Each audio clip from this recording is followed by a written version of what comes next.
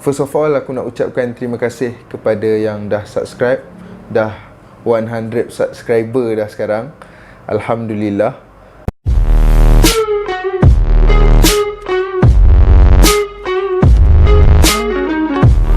Hai, Assalamualaikum. Welcome back to Aiman Hans channel. So dalam video kali ni aku nak review satu lagi series daripada French production yang bertajuk Lupin. So kalau korang ada Netflix account, obviously korang akan perasan Lupin sekarang menduduki tangga yang top 1 lah dekat Netflix Malaysia. So kalau korang dah tengok, mungkin this is just another perspective of review lah. Kalau yang belum tengok, this is a video for you, untuk korang looking forward. So Lupin mengisahkan tentang seorang lelaki berkulit gelap yang bernama Hassan Diop. Hassan Diop ni dia nak cari punca ataupun sebab kenapa bapa dia ni mati gantung bunuh diri. So that was basically the whole storyline lah untuk season 1 Lupin ni. Kadang-kadang aku pun wonder juga, kenapa sebelum aku tengok lah, kenapa Lupin ni nombor 1 dekat Netflix ni kan. Apa sebab dia kan.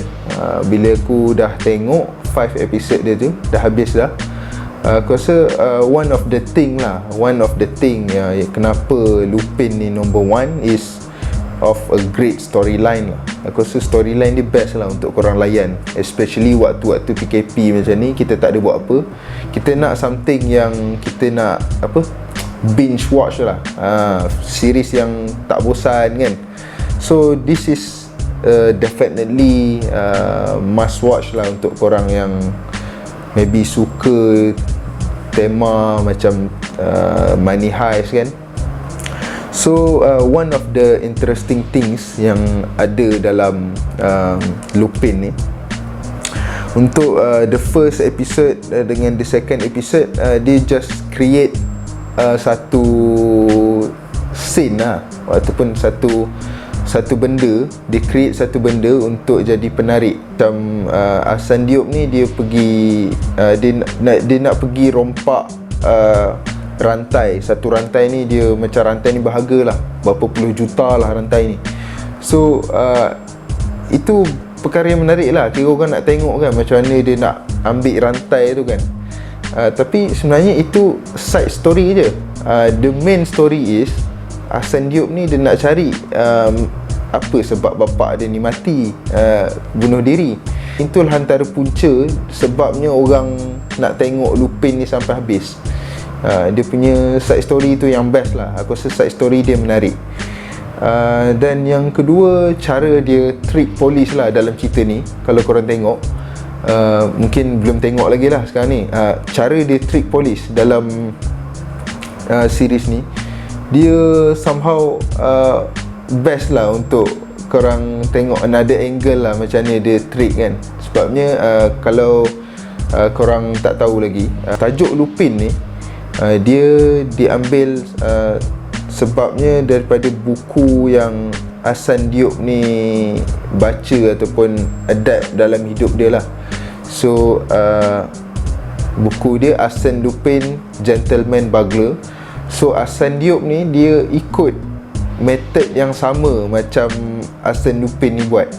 Dalam Arsène Lupin ni, dia Gentleman Burglar ni, dia buat satu rompakan lah dulu. So semua benda tu ada ditulis dalam buku.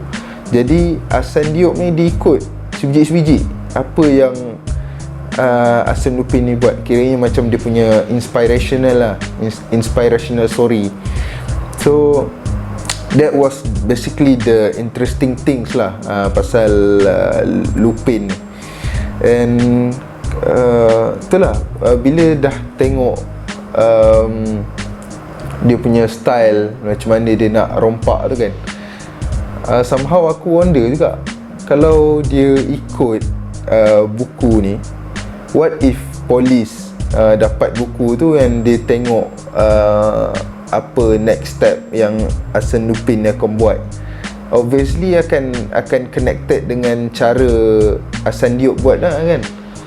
So that was, aku rasa dia punya con lah untuk tak tahu, kita tak tahu sebabnya season ni baru je 5 episod, and aku pun tak boleh nak komen banyak pasal series ni sebab dia pendek kan.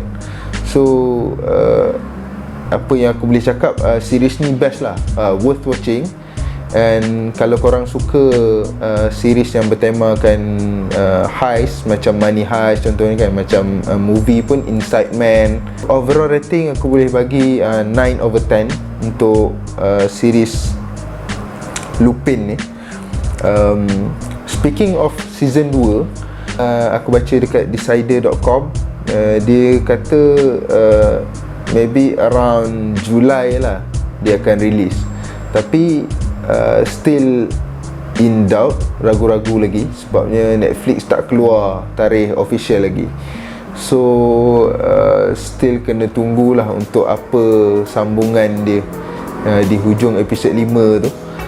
Walaupun kita nampak dia macam dah terkantoi sikit, tapi still mungkin season 2 akan lebih menarik lah. So itu saja untuk video kali ni.